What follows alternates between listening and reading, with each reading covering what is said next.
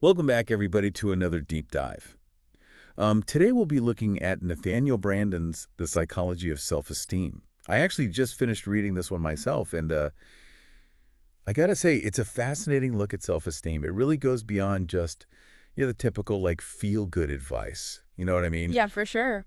It dives into, the nitty-gritty of how self-esteem really shapes our thoughts, our actions, and honestly, our whole entire lives. Right. It's a lot more impactful than people give it credit for. I was a little skeptical at first, I'll be honest. Mm-hmm. Like self-esteem being the most important factor in psychology, that Yeah. seemed like a bit of a stretch, you know. Yeah. But, Branden really lays out this compelling case. He does. I think one of the most interesting things is how he connects self-esteem to our survival Oh, yeah. as humans. It's not just about feeling good. It's about our ability to reason and navigate this complex world. It's true. We don't often think about survival on a day-to-day basis. Right. But when you really think about it, every decision that we make, every judgment relies on us being confident in our own reasoning. Absolutely. And that is where self-esteem really comes into play. 100%. You can even think of it this way.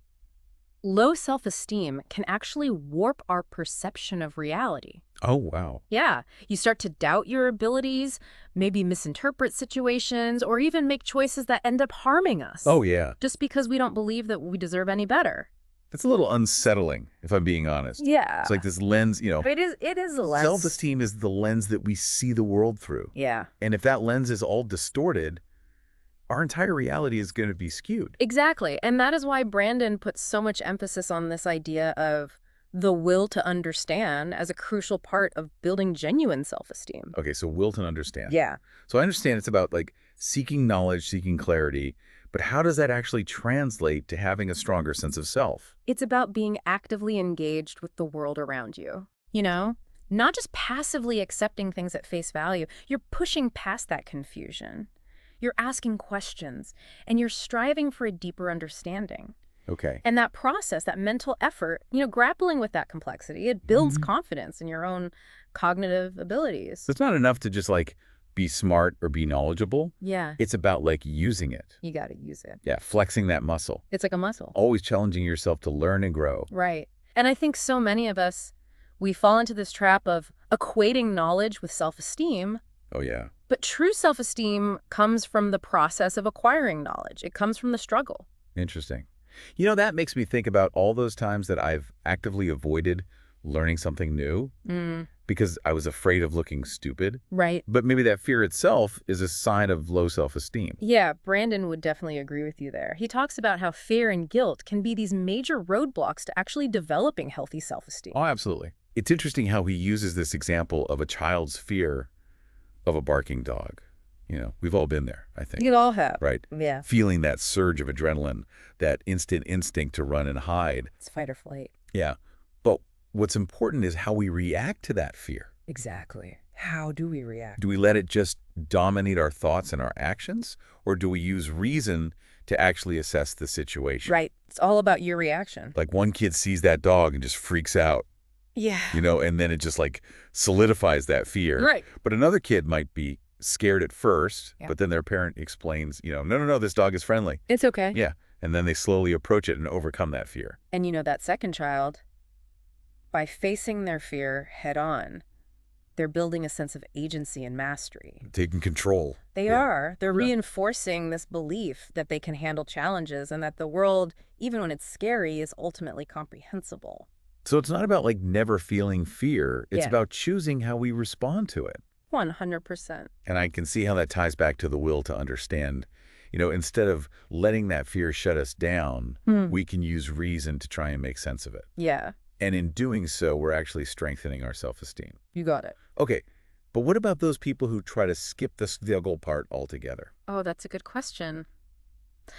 This leads us to what Branden calls pseudo-self-esteem. Pseudo-self-esteem. Right. It's basically the appearance of confidence without the substance. Oh, okay. It's the mask we wear to hide our insecurities. This makes me think of that friend that we all have. Oh, yeah. The one who's constantly name-dropping or bragging about their achievements. Oh, I know exactly who you're talking about. Yeah, but they never seem genuinely happy. Right. Is that what we're talking about here? It could be. Branden gives this example of the big operator, Oh, okay. the guy who's always chasing that next get-rich-quick scheme. Oh, yeah. He might seem confident, successful even, but it's all a facade. It's all an act. To avoid doing the real work. Exactly. To avoid the real sustained effort of building something meaningful. Or, and maybe this hits a little closer to home, how about that constant need to get likes on social media? Oh, yeah, that's a good one. It's like we're trying to manufacture self-esteem through external validation. It's all external. Yeah. It's not internal. It's not genuine. Right. And, it's not that social media is inherently bad, Right. but when our sense of worth becomes dependent on those external markers of approval, Yeah. Likes follows. yeah, we're setting ourselves up for disappointment. Because they're fleeting. Yeah. They don't address the underlying insecurities that might be driving that behavior in the first place. Right. And that's the danger of this pseudo-self-esteem, It's this temporary fix that ultimately prevents us from doing the real work of building genuine self-worth. Ugh, this is giving me a lot to think about. Right. Because we're all susceptible to these traps, these shortcuts that promise like instant self-esteem, Right. but ultimately leave us feeling empty. Totally. But what about the role of society in all of this? Mm-hmm. How much do those external pressures actually influence our self-esteem? That's a great question. And it brings us to Branden's concept of social metaphysics. Social metaphysics, what is that? It's this idea that we often tie our self-worth to the approval of others. We end up conforming to societal expectations rather than living by our own values. Oh, I know this one. Yeah. It's like that pressure to fit in, to be liked. To be liked, yeah. Even if it means compromising who we really are. Yeah, he uses the example of this atheist professor who attends church just to please his family. Oh, wow. Yeah, he's not acting on his own convictions, but rather out of a need to conform. He's just trying to fit in. Exactly, or the playwright who waters down his message to avoid any controversy. Interesting. Mm. So it's not just about fleeting social media validation. It's about those deeper, more ingrained beliefs about who we should be and how we should act to gain acceptance. Right. It's much deeper than that. And if our self-esteem is contingent on that constant approval, it's like we're handing over our power. Exactly. We become puppets, Yeah. dancing to the tune of other people's expectations. And that can be incredibly damaging to our sense of self. This is heavy stuff. Ugh. We've got this internal struggle of building genuine self-esteem while also battling fear and the temptation of these shortcuts. And then we have this external pressure of societal expectations trying to mold us into something that we're not. You got it. So where does love fit into all of this? Hmm. How does our self-esteem impact our relationships and our ability to experience intimacy? That's a fascinating question, and Branden actually has some really insightful things to say about the interplay between love and self-esteem. I'm interested to hear it. It all boils down to this one powerful idea. We fall in love with those who reflect our deepest values. Oh, wow. Yeah. So we're drawn to people who mirror back to us our own beliefs about ourselves and the world. Yeah. That's a pretty profound idea. It is. Think about it. If someone consistently chooses partners who are emotionally unavailable or disrespectful, Okay. it might suggest that they don't believe they deserve healthy, loving relationships. Their self-esteem or lack thereof is influencing their choices. I've definitely seen that pattern play out in my own life and in the lives of people close to me. Sure. It's almost as if we unconsciously seek out relationships that confirm our deepest insecurities. Exactly. We gravitate toward what feels familiar, even if it's ultimately unhealthy. Oh, wow. And that's why working on our self-esteem can be so transformative, not just for our own well-being, but for our relationships as well. That makes sense. So if we start to value ourselves more, to believe we are worthy of love and respect, we're more likely to attract partners who reflect those qualities back to us. Precisely. Healthy self-esteem allows us to set boundaries, to walk away from relationships that diminish us, and to cultivate connections that nourish our souls. This is making me rethink some of my past relationship choices. That's for sure. But what if someone is listening to this and realizing they've made some less than ideal choices? Is it all downhill from there? Not at all. The beauty of self-esteem is that it's not fixed. We can always learn, grow, and evolve. Every experience, even the challenging ones, offers an opportunity to examine our beliefs and make conscious choices that support our well-being. So it's not about beating ourselves up for past mistakes, No. but about recognizing those patterns, learning from them, and moving forward with a greater sense of self-awareness. Exactly. And that brings us to the question of how we can actively cultivate healthy self-esteem.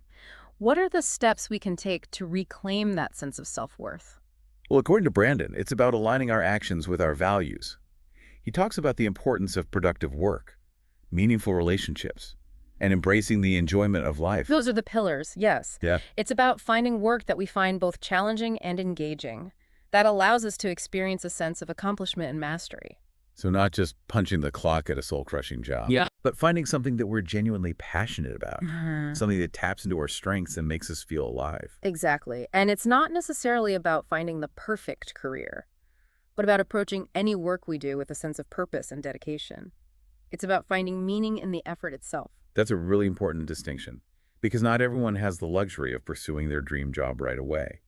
But finding ways to engage with our work, to challenge ourselves and contribute in a meaningful way, can boost our self-esteem regardless of our job title. Absolutely. And then there are the meaningful relationships. As we discussed earlier, it's about choosing partners who reflect our values and treat us with respect, but it's also about cultivating friendships and connections that support our growth and make us feel seen and appreciated. It's about surrounding ourselves with people who lift us up, who challenge us to be our best selves, and who remind us of our worthiness even when we forget. Precisely. And finally, there's embracing the enjoyment of life.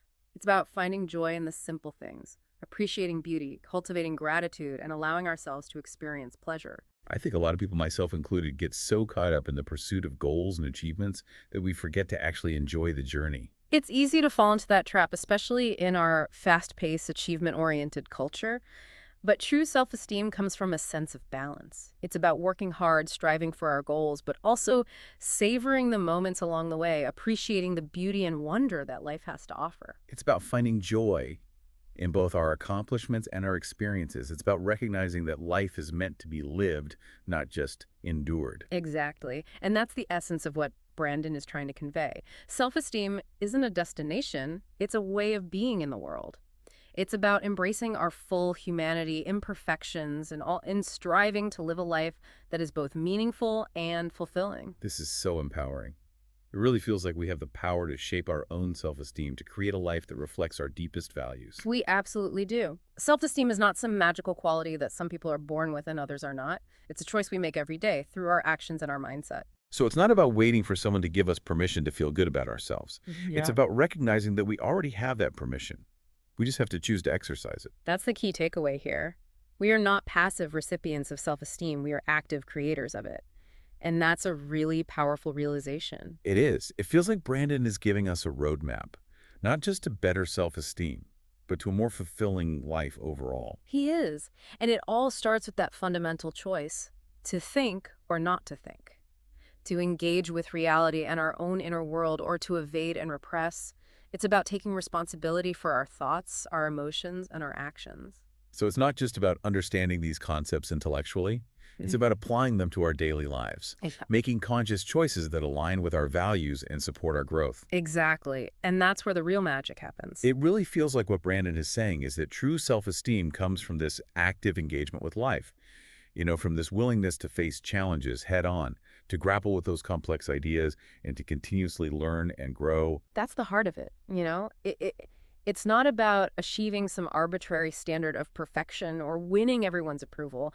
It's about embracing our own unique journey, learning from those mistakes, and continuously striving to become the best versions of ourselves. It's funny. For so long, I thought self-esteem was about, feeling good all the time, about having this unwavering confidence. But what Branden is describing is something so much deeper, so much more resilient.